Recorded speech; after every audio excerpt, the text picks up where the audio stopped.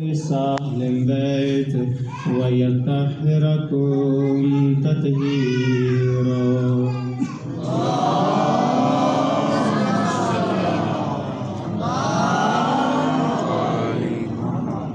تمام تعریفیں اس پروردگار کے لیے ہیں جس کی مدح و ثنائی جتنی بھی کریں بہت کم ہے، قریب ہے.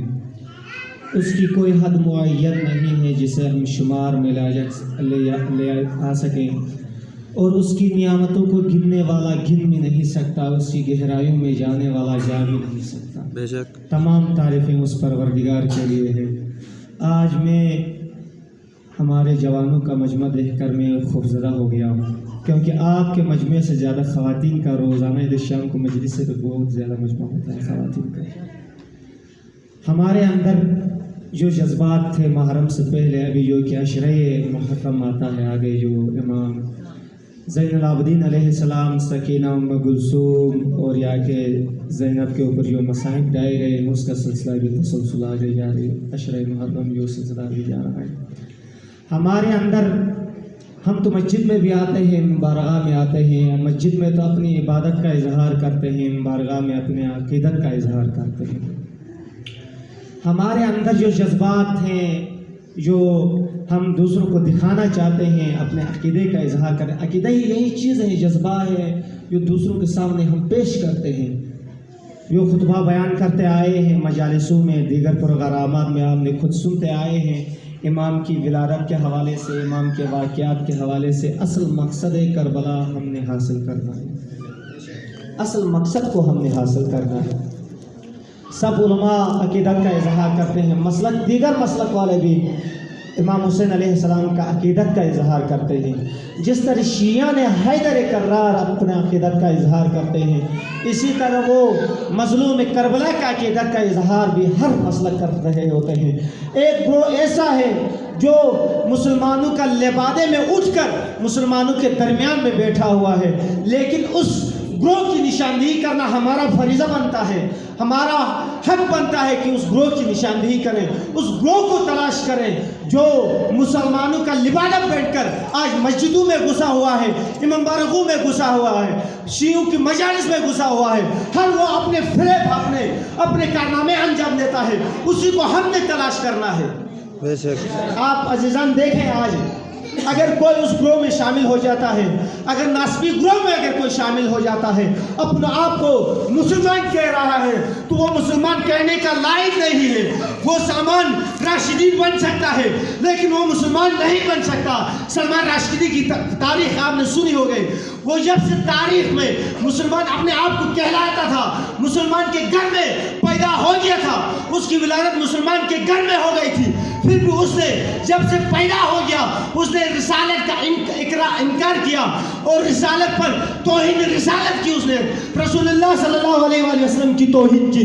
جس نے رسول اللہ کی توہین کی اس نے اللہ کی توہین کا انکار کیا. جس نے رسول اللہ صلی اللہ علیہ وآلہ وسلم کی رسالت کی توہین کی اس نے اللہ کی توہین کے انکار کیا. اسی لیے اس کی سزا بھی برطانیہ میں ایک غازی نے دیا جس نے خود اقرار کیا. ایک کہا جاتا اس کی جو سر تھا وہ گردن سے جھکا کر دیتا. اس جج کے سامنے جا کر بھی اس غازی نے جواب دیا، میں مسلمان ہونے کا حق ادا کرتا ہوں، میں کسی کے سامنے سر جھکاتا نہیں، کیونکہ میرے مولا غازی عباس نے کہا سر اٹھا کے جواب دیا. ہر کسی کے سامنے اس نے اسی طرح جواب دیا. آج آپ کے سامنے دیکھیں، ناسبی آج کے بھی آپ کے درمیان موجود ہیں، آپ کے مجالس کے اندر موجود ہیں، آپ کے جلوسوں کے اندر موجود ہیں، آپ کے امام بارگاہوں میں، آپ کے عاشقان حیدر کرار جس جگہ پہ بھی، جس محل میں عاشقان حیدر کرار مجلس برپا کرتے ہیں مظلوم کربلا کی، فرش عزا میں بیٹھتے ہیں، وہاں پر وہ نسبی گروہ بھی آتا ہے، کہیں علم کشائی پہ پیش کرتا ہے، کہیں عزاداری پہ پیش کرتا ہے. یہی نسبی گروہ ہے جو آج آپ کے اوپر انگلیاں اٹھا رہا ہے. اسی لیے شاعر کہہ رہا ہے، درود پڑھیں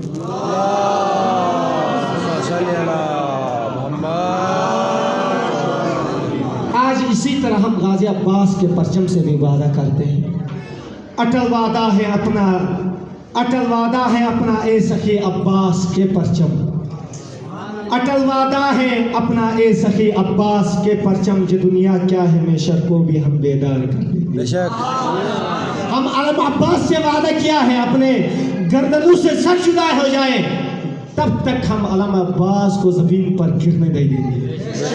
आज हमारे दोनों हाथ साइम हैं, आज हमारे दो हाथ सही तरह है, हम मजदूरी भी कर सकते हैं, हम कामकाज भी कर सकते हैं, लेकिन वो मजलूम में करबला का सोचे फुरात के किनारे पर अपने दोनों हाथों को कटवाया तब भी अलम अब्बास को जमीन पर गिरने नहीं दिया। आज हमारा पैरोकार अली अब्बास का फरीज़ा बनता है कि आप भी जब आलम कुशाई होती है, अगर आपके आलम के ऊपर अगर कोई अंगुली उठाता है आप भी उसको जवाब दे। हमारे मौला गाजी अब्बास ने हमें सिखाया है आपकी गर्दन से सर जुदा हो जाए, आपके दोनों हाथ कट जाए तब भी आलम अब्बास को जमीन पर गिरने नहीं देंगे। दुरूद पढ़े मोहम्मद व आले मोहम्मद पर।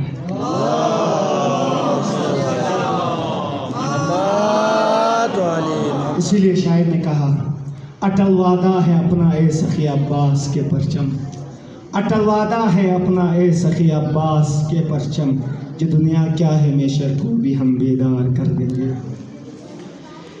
अभी जो है कि आपको पता नहीं, अभी अशरा मुहर्रम हमारे इधर भी होता है, अभी ईद की नमाज होती है, दीगर जलसे होते हैं। अगर फला वज़ीर आला आना है तो सारे गाड़ियाँ लेकर परचम लेकर जाते हैं और दीगर हम सभी लगाते हैं, दीगर चीज़ें करते हैं तो लाइसेंस लाना पड़ता है। और आएगा आपके पास गवर्नमेंट मुलाजिम आके कहेगा आपके पास कोई चीज़ है, इसकी इजाज़तनामा कुछ है।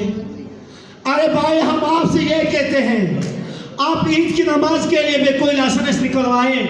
आप जब वज़ीर आला के इस्तकबाल के लिए जाते हैं उधर भी परचेंट आप उससे भी इजाज़तनामा ले जुलूस पे जाने के लिए। जब मजलूम करबला के आशुरा बर्पा करते तो आपको लाइसेंस क्यों चाहता है? बेशक आपको इजाज़तनामा क्यों चाहता है? अगर इजाज़तनामा अगर आपको चाहिए तो जिस वक्त जलसे होते हैं उधर आप इजाज़तनामा क्यों नहीं मांगते हो? जब सवेरे इमाम हुसैन लगती है तो आप आगे इजाज़तनामे मांगते हो, इजाज़तनामे मांगते हो तो वहाँ भी इजाज़तनामे मांगो, फिर आके आप इजाज़तनामे इधर भी मांगो। आप जब इलेक्शन आते हैं कैंडिडेट अपने झंडे लगाने में मसरूफ़ होते हैं, इसी तरह पैरोकार हैदर कर्रार पैरोकार मजलूम करबला के भी यही होते हैं। जब मुहर्रमुल हराम आता है तो छतों पर अलम लगाते हैं, जिसके लिए आसमान रोई वो भी देख रहे हैं किस अज़ा खाने में मजलिस इमाम हुसैन बर्पा होती है। आप जब तहरीकों के झंडे लगाओगे, पार्टियों के झंडे लगाओ तो कौन सी आसमान देखेगी? सिर्फ आप कैंडिडेट को खुश करवा सकते हो और इलेक्शन में खड़े होने वाले सदर को खुश करवा सकते हो, लेकिन जब आप मुहर्रमुल हराम में अलम अब्बास गढ़ में लगाओगे तो आज जिसके लिए फरिश्ते रोए, जिसके लिए आसमान रोई, जिसके लिए परिंदे रोए, वो सब देख रहे हैं मजलूम करबला का अचानक कहाँ कहाँ बर्पा हो रहा है। सिर्फ आप इलेक्शन में सदर को खुश करवा सकते हो, लेकिन मुहर्रमुल हराम में जो 3 दिन तबती हुई रेत पर पड़ा वो देख रहा होता है। अभी भी आपकी मजलिस में आया होगा, गाजी अब्बास आया होगा, बीबी ज़ैनब आई हुई होगी, गुलसूम आई होगी, आपके दरमियान बैठ के मजलिस सुन रही होगी, आपके दरमियान बैठ के कहेगी मेरे भी पैरोकार बैठे हैं मजलिस पर पाकर, मेरे भाई यो 3 दिन तपती हुई रेत पर पड़े और नहर फुरात पर पानी लाने के लिए गए, उसी की बहन हमारे दरमियान मजलिस सुनती होगी। आज हम हर इलेक्शन में खड़े होने वाले को खुश करवाते हैं, लेकिन कभी ये भी सोचे उस मजलूम करबला भी खुद को भी खुश करवाए। जब ज़्यादा आज़ादारी मुख्तसर छोटी सी मजलिस पढ़कर आपके ज़हमात को तमाम करता हूँ। यही गुरो यही नासबी जिस तरह ईद गदीर को ख़त्म किया, इसी तरह मुहर्रम को भी ख़त्म करना चाहते हैं, दबाना चाहते हैं, मुहर्रम को भी ज़मीन पर दफन करना चाहते हैं। आपने देखा होगा ईद गदीर में इतनी बड़ी शियों की सबसे बड़ी ईद 3 ईदें हैं, एक ईद उल अज़हा है, एक ईद गदीर है, एक ईद मुबाहिला है। इनमें से सबसे बड़ी ईद जो है ईद गदीर है, लेकिन हमारे मोमिनीन जो है मस्जिद में कहीं दिखाई नहीं देते हैं, दिन में जश्न मनाने के लिए कहीं नजर नहीं आते। क्यों? जो दुश्मन हैदर कर्रार होता है वो इन्हीं चीज़ों को दफन करना چاہتا ہے، وہ یہ نہیں چاہتا ہے کہ دنیا پہ جس طرح محرم الحرام کو، کربلا کے واقعے کو دنیا میں روشن کیا ہے، اسی طرح عید غدیر کو روشن نہ کرے، اسی لیے دشمن حیدر کرار اس کو دفن کرنا چاہتا ہے۔ آپ سوچیں، ہم غلط فہمی میں ہیں، ہم اپنے جذبات کو تو دوسروں کے ابھارتے ہیں، مجالس میں جب کوئی عالم نکتہ بیان کرتا ہے تو اس پہ بھی ہم اپنا عقیدے کا اظہار کرتے ہیں، جذبات سے عقیدے کا اظہار کرتے ہیں، لیکن یہ عقیدت کا اظہار اس وقت کرے جب آپ کے سامنے دشمن کھڑا ہو، دشمن کے سامنے آپ اپنا عقیدہ پاک عقیدے کا اظہار کریں۔ دشمن کے سامنے ہر کسی جگہ پہ، میں نے پہلے بھی کہا ہے، ایک مقام ہوتا ہے، ایک جگہ ہوتی ہے، ادھر اپنے عقیدے کا اظہار کرنا پڑتا ہے۔ ہر گلی کوچوں میں پھرتے ہوئے اپنے عقیدے کا اظہار نہیں کرنا پڑتا ہے، کیونکہ ہم اس پاک مذہب، اس پاک مسلک سے تعلق رکھتے ہیں جس طرح ہدایت کی ہے۔ ہمارے لیے ہدایت کر کے ہمارے بارے میں تذکرے کر کے چھوڑے ہیں کہ آپ نے اس صراط المستقیم کے راستے پر چلنا ہے۔ اسی لیے امام حسین علیہ السلام فرماتے ہیں، جب امام حسین علیہ السلام نے خطبہ فرمایا تو عبید اللہ ابن زیاد کربلا کی طرف جا رہے تھے، مختلف خطبے امام حسین علیہ السلام نے راستے میں جاتے ہوئے خطبے دیے، لیکن مومنین کو یہ بھی تنقید کیا اور ہدایت بھی کہا کہ کل جنگ ہو جائے گی، پرسوں جنگ ہو جائے گی، آپ مارے جاؤ گے، اگر آپ جانا چاہتے ہو تو جا سکتے ہو، میں تنہا بھی جنگ کر سکتا ہوں۔ وہی سپاہ سالار جو خدا کا حقیقی بندہ ہوتا ہے وہ سرزمین کربلا میں اکیلے رہ گئے۔ اسی نے ہدایت کی، واقعے کو ان کو آگاہ کیا، واقعے سے کہا کہ سرزمین کربلا میں اگر آپ پہنچ سکتے ہو تو پہنچے، اگر آپ نہیں آ سکتے ہو، آپ کے اندر اتنی جرأت ہمت نہیں ہے تو میں آئے، میں اکیلا بھی کافی ہوں دشمن کے سامنے مقابلہ کرنے کے لیے۔ امام حسین علیہ السلام نے خطبہ دیا تو راستہ روکنے کے لیے امام حسین علیہ السلام کا عبید اللہ ابن زیاد نے اپنے ایک سپاہی بھیجا، اور ابن زیاد رہائی کو جو اپنی سرگردگی میں امام حسین علیہ السلام کا راستہ روکنے کے لیے اس نے بھیجا۔ جب امام حسین علیہ السلام کا راستہ روکا تو امام حسین علیہ السلام نے فرمایا، اور ابن زیاد رہائی سے فرمایا، کہا کہ یہ دنیا کے حالات بدل گئے ہیں، یہ دنیا کے حالات تبدیل ہو گئے ہیں، جو حالات تھے وہ نہیں رہے گا۔ ابھی سمجھے، ابھی ہمارے معاشرے میں جو اس وقت کا واقعہ آج بتانا لازمی ہے، کیونکہ معاشرے میں اسی طرح تبدیلی آئی ہے۔ امام حسین علیہ السلام نے کہا دشمن سے، کہا کہ دنیا کے حالات، دنیا کی کیفیت جو تھی وہ تبدیل ہو گئی ہے، جو حالات تھے وہ نہیں رہے، نیکی تبدیل ہو گئی، برائی تبدیل ہو گئی، جو نیکی تھی وہ بدل کر منکر میں تبدیل ہو گئی، جو برائی تھی وہ اسی طرح رہ گئی، منکرات ماحول میں رائج ہو گئی، اور رشوت کرپشن دنیا میں رائج ہو گیا۔ ہر کوئی رشوت کرپشن کے پیچھے مصروف ہے، ہر کوئی منکر کر رہا ہے، معاشرے میں کوئی تنقید کرنے والا نہیں ہے۔ اسی لیے میں نے آپ کے سامنے سورہ عصر کی تلاوت فرمائی۔ اللہ تبارک و تعالیٰ قرآن کی سورہ میں فرماتا ہے، آپ جو کہ حق کی تنقید کریں اور حق کی طرف آپ لوگوں کو، مومنین کو ہدایت کریں، یہی اللہ تبارک و تعالیٰ بھی کہہ رہا ہے، اور امام حسین علیہ السلام بھی کہہ رہا ہے کہ جو حق کا راستہ تھا، جو صراط المستقیم کا راستہ تھا، وہ اب بدل گیا ہے، اور دنیا میں جو صراط المستقیم کا راستہ جو رائج تھا وہ اب نہ رہا، وہ اب منکرات آ گیا، وہ شرابی خور تخت پر آ کر لوگوں کو اس طرف لے کر گئے۔ درود پڑھے محمد والی۔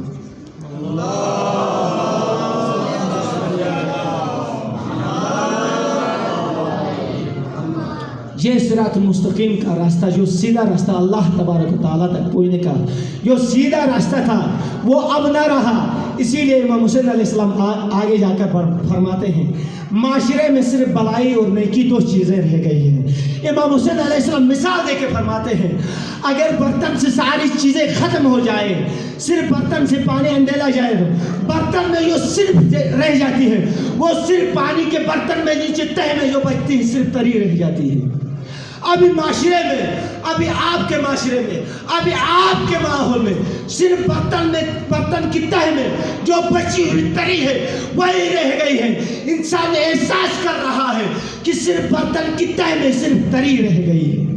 بے شک آج ہمارے ماحول میں صرف جو برتن میں تہری رہ گئی ہے نیچے، وہی ہمارے ماحول میں رہ گیا ہے۔ نیکی رہ گئی، اچھائی دو چیزیں رہ گئی، سارے منکرات اور کرپشن سارے دور رہ گئے۔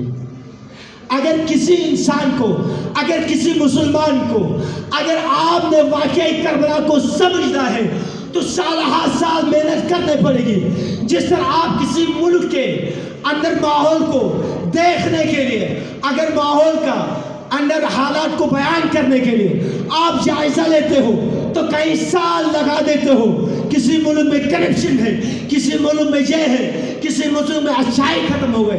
اگر آپ اسی طرح کسی ملک کی کیفیات کو جاننا چاہتے ہو، اسی طرح آپ کربلا کی کیفیت حالات کو جاننا چاہتے ہو، کربلا کے واقعے کو جاننا چاہتے ہو تو آپ کو سالہ سال محنت کرنی پڑے گی.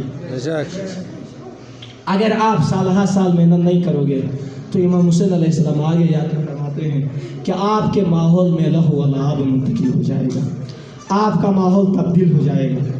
ابھی لہو لعب کی بارے میں بتاؤں گا. ابھی ہمارے بھی ادھر ماحول میں یہی، آپ جدھر بھی دفتر میں جاؤ کرپشن ہی کرپشن ہے.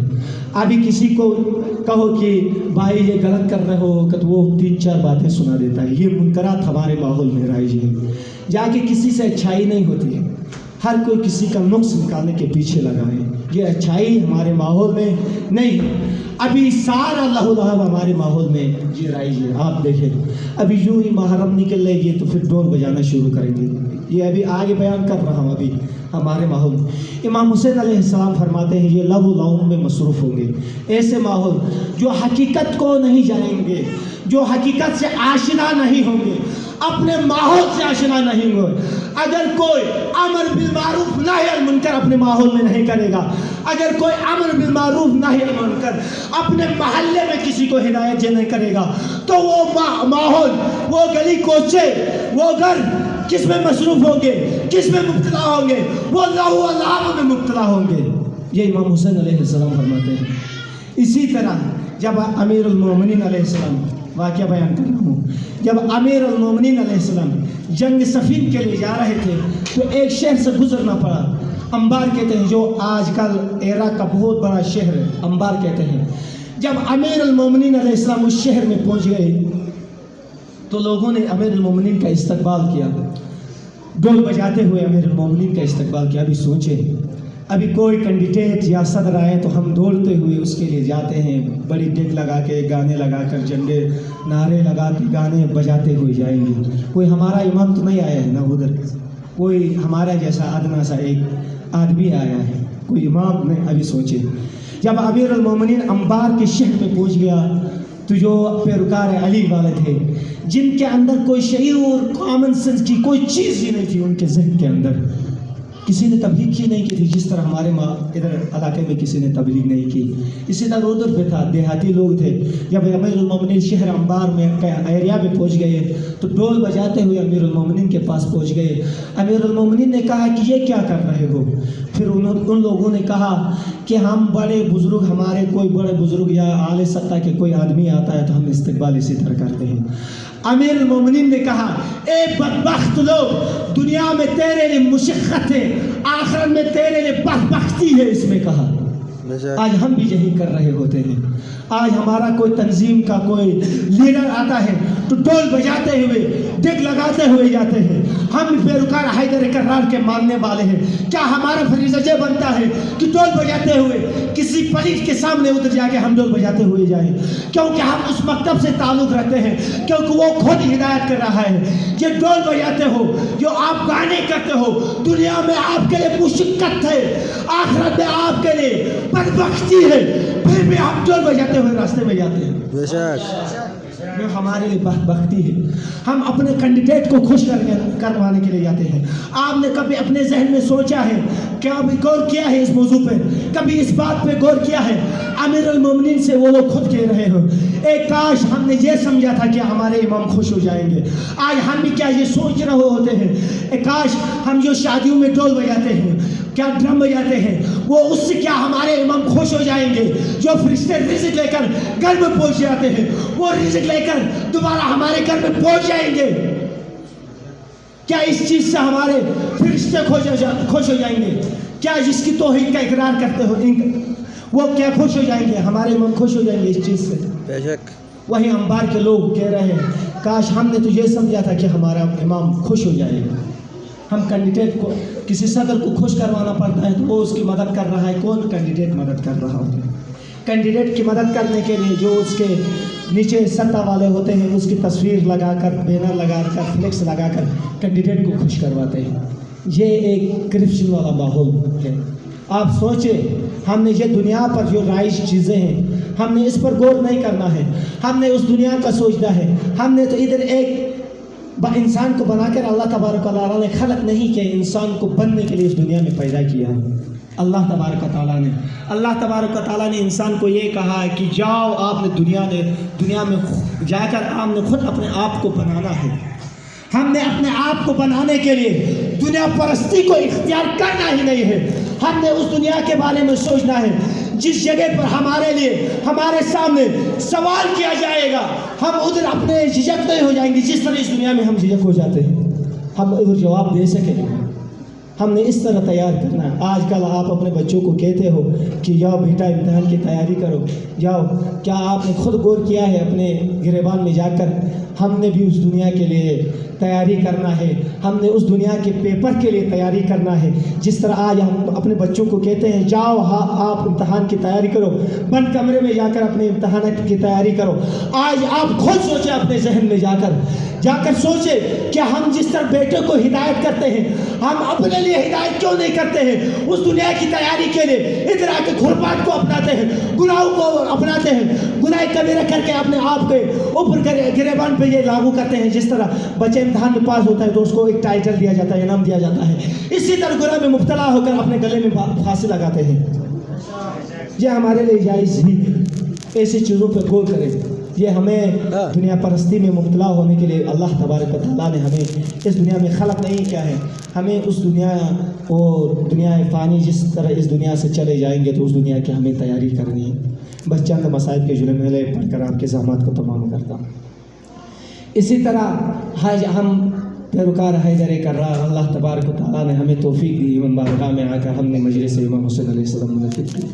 اسی طرح ہماری نسل آتے جائے گی، وہ مناتے جائیں گے، اور اللہ تبارک و تعالیٰ نے ساری امت کے لیے ہدایت کا ایک راستہ، صراط مستقیم کا راستہ بھی معین کیا۔ اسی طرح امام حسین علیہ السلام نے سرزمین کربلا تک پہنچنے تک ساری امت کے جتنے بھی صحابی تھے، اہل و عیال، ساروں کو ہدایت کیا اور واقعات سے آشنا کیا، آگاہ کیا۔ سرزمین کربلا میں پہنچ گئے تو ساروں کے ہدایت کر کے عباس سے کہا کہ مجھے عبادت خدا بندگی خدا کرنے کی اجازت دے دے، دشمن کے لشکر سے جا کرتے ہیں۔ اور مظلوم کربلا نے اجازت دے دی مظلوم کربلا کو، اور نماز پڑھ کے تمام کیا۔ مختصر واقعہ بیان کر کے آگے آپ کو زحمت تمام کرتا ہوں۔ آخر میں سارے شہید ہو گئے۔ نہر فرات میں عباس علمدار شہید ہو گئے۔ سرزمین کربلا میں 3 دن پیاسا، اہل و عیال بھی پیاسے تھے، اور علی اکبر، علی اصغر بھی پیاسے تھے، قاسم بھی پیاسے تھے۔ فہرست میں نام نہیں آیا تھا، اجازت دے کر امام حسین علیہ السلام نے بھیجا۔ اور قاسم کے کیا ملے کربلا کے سرزمین پر؟ قاسم کے جسم کے ٹکڑے ٹکڑے ملے جو ہوا میں لپیٹ کر لائے گئے، اور جب آخر میں رہ گئے تن و تنہا مظلوم کربلا رہ گئے۔ سرزمین کربلا پر مظلوم اکیلے رہ گئے، اور کنیز کو ایک شیشی میں کچھ ریت کے اندر پیالے میں باندھ کر دیا ہے۔ اس کنیز کو کہا کہ اگر سرزمین کربلا میں شہید ہو گیا تو یہ سمجھنا کہ اس سے خون ابلے گا۔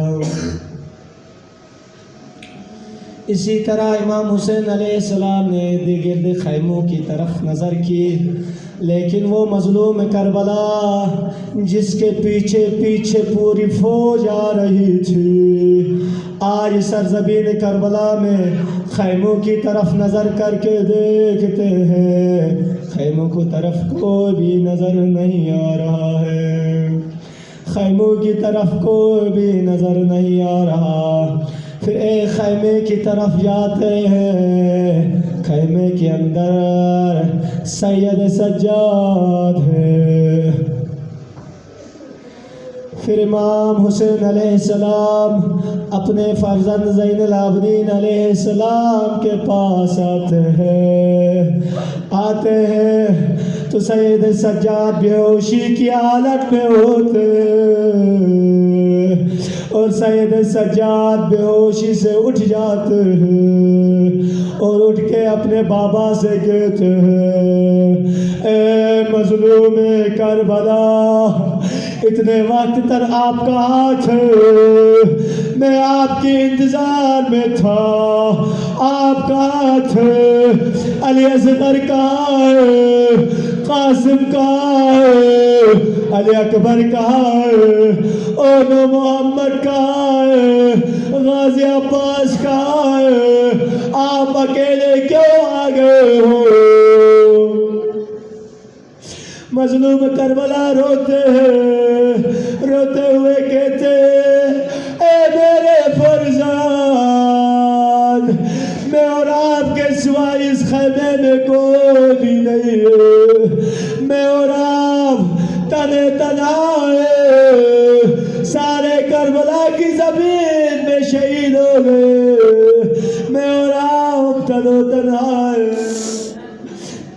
مظلوم کربلا اپنے فرزند سے کہتے او زین العابدین، امام حسین علیہ السلام سے مخاطب ہو کے کہتے ہیں اے مظلوم کربلا، آپ صبر کریں، مجھے اجازت دے دو، میں سرزمین کربلا میں جا کر اپنا کارنامہ انجام دینا چاہتا ہوں، اپنی ذمہ داری انجام دینا چاہتا ہوں۔ اے بابا مجھے اجازت دے دو، میں جنگ کرنا چاہتا ہوں۔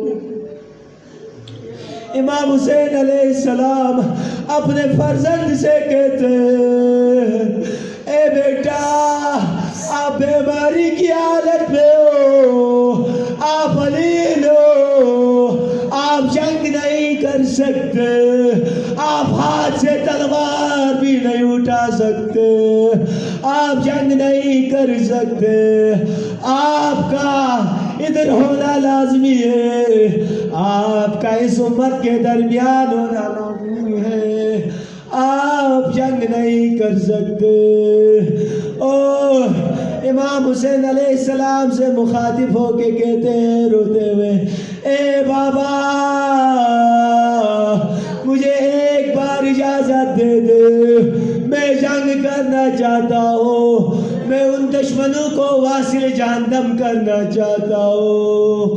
لیکن مظلوم کربلا اجازت نہیں دیتے اور خود سرزمین کربلا پہ جانا چاہتے اور مینا کے اوپر پہاڑ پہ جا کے صدا بلند کرتے حل من ناس ینصرنا، کوئی ہے جو میری مدد کر سکے، لیکن ان کے یار و مددگار کوئی نہیں تھے، جو پوری لشکر تھی وہ سرزمین کربلا میں تنو تنہا رہ گئے۔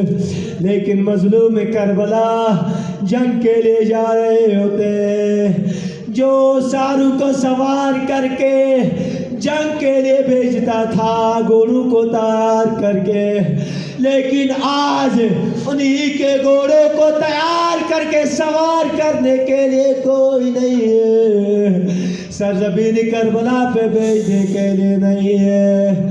اسی طرح جو سارو کو کفن و دفن کر رہا تھا، آج سرزمین کربلا میں غسل دفن کرنے کے لیے، کفن پہنانے کے لیے آج کوئی نظر نہیں آ رہا ہے۔ وہی سرزمین کربلا میں تبتی ہوئی زمین پر 3 دن تک پیاسا رہا۔ انا للہ و انا الیہ راجعون۔ ماتم حسین۔